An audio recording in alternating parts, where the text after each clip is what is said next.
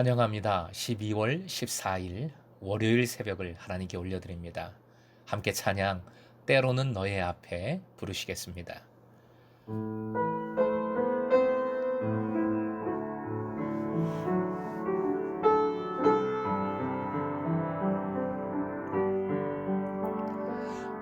때로는 너의 앞에 어려움과 아픔이 있지만 담대하게 주를 바라보는 너의 영혼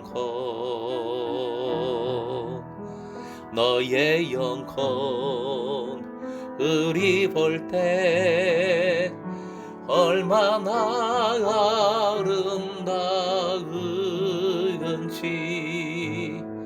너의 영혼 통해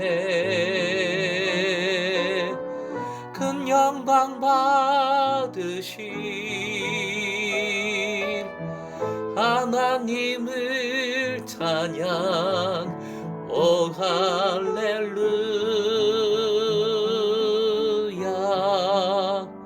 너는 택한 족속이요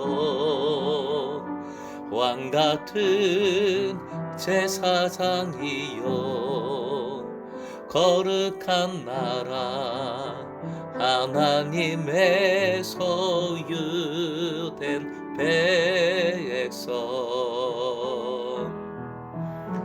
너의 영혼 우리 볼 때 얼마나 사랑스러운지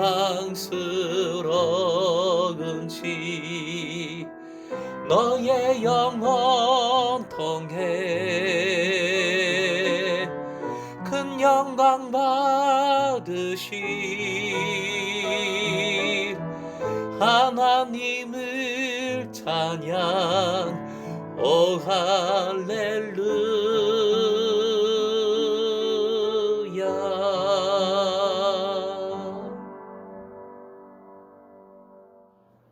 이제 신약의 말씀이 시작되었습니다. 베드로전서 1장 13절부터 25절, 생명의 삶 94쪽입니다. 함께 읽겠습니다. 그러므로 너희 마음의 허리를 동이고 근신하여 예수 그리스도께서 나타나실 때에 너희에게 가져다 주실 은혜를 온전히 바랄지어다. 너희가 순종하는 자식처럼 전에 알지 못할 때에 따르던 너희 사욕을 본받지 말고 오직 너희를 부르신 거룩한 이처럼 너희도 모든 행실에 거룩한 자가 되라. 기록되었으되 내가 거룩하니 너희도 거룩할지어다 하셨느니라. 외모로 보시지 않고 각 사람의 행위대로 심판하시는 이를 너희가 아버지라 부른즉 너희가 나그네로 있을 때를 두려움으로 지내라. 너희가 알거니와 너희 조상이 물려진 헛된 행실에서 대속함을 받은 것은 은이나 금같이 없어질 것으로 된 것이 아니요 오직 흠없고 점없는 어린 양 같은 그리스도의 보배로운 피로 된 것이니라.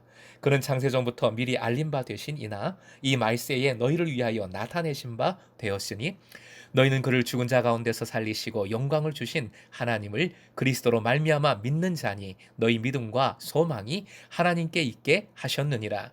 너희가 진리를 순종함으로 너희 영혼을 깨끗하게 하여 거짓이 없이 형제를 사랑하기에 이르렀으니 마음으로 뜨겁게 서로 사랑하라.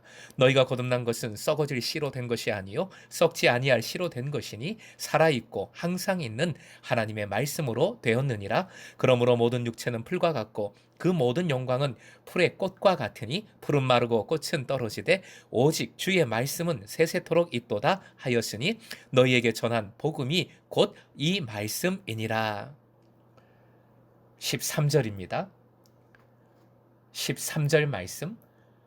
그러므로 너희 마음의 허리를 동이고 근신하여 예수 그리스도께서 나타나실 때에 너희에게 가져다 주실 은혜를 온전히 바랄지어다. 오늘의 기도 제목, 온전한 기다림의 영성으로 새로운 은혜를 누리게 하소서. 온전한 기다림의 영성으로 새로운 은혜를 누리게 하소서.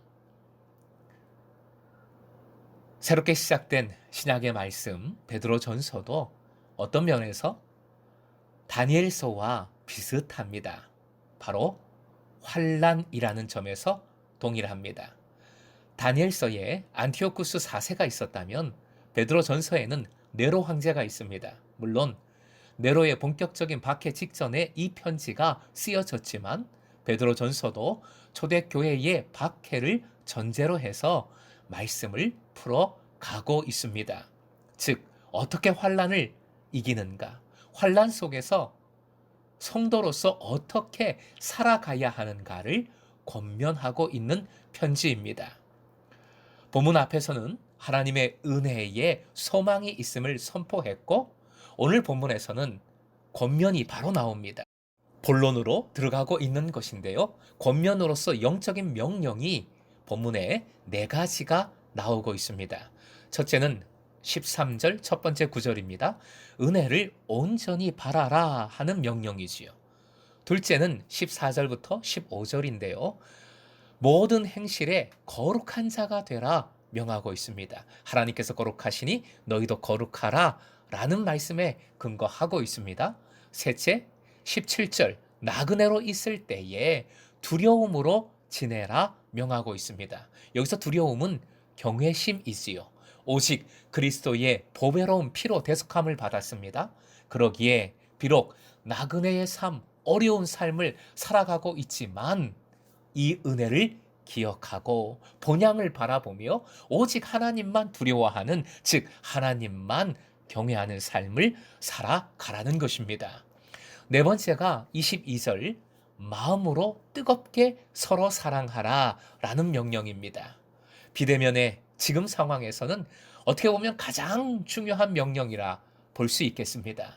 진리에 순종할 때 하나님께서는 살아있는 말씀, 영원한 말씀을 통해 성도들이 그렇게 사랑하도록 만들어 주십니다. 공동체의 사랑이 이 코로나 상황에서 좀 식을 수 있습니다.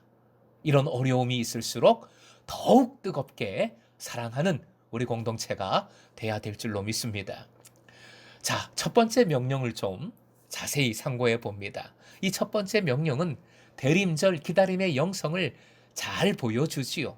환란이 있습니다. 그러나 새로운 은혜가, 이 환란을 이기는 새로운 은혜가 반드시 있습니다. 그 은혜는 예수님께서 다시 오실 때 주실 완전한 은혜이면서 또한 지금 삶의 자리에서 새롭게 경험되는 은혜입니다. 그리고 분사형으로 해서 2가지 덧붙여진 행동 명령이 있습니다. 첫째는 마음의 허리를 동일 것, 둘째는 근신하라입니다. 마음의 허리를 동이는 것은 준비와 단단한 결심을 의미하고요.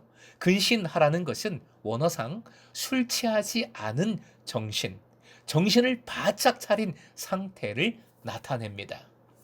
요즘 살기 힘들다 보니, 스트레스가 많다 보니 중독이 점점 더 많아지고 있습니다. 술과 담배에서부터 심지어 도박, 마약까지 다양하고도 심각합니다.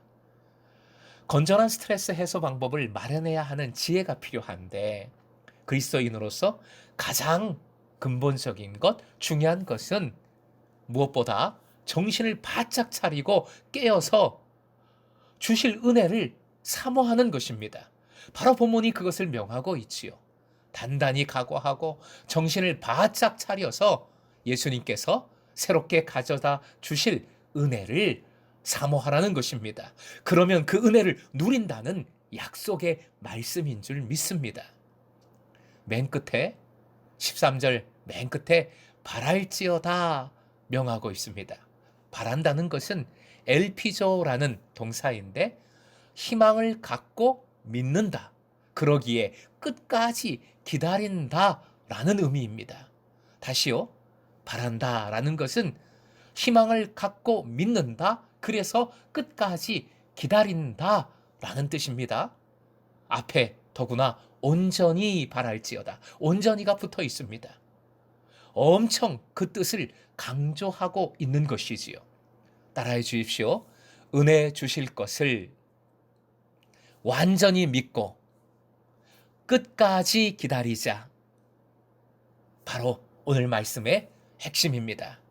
사랑하는 금성의 제자 여러분, 힘들지만 힘들수록 오늘도 이 기다림의 영성, 이 믿음으로 주님을 기다리며 온전히 바라보십시오.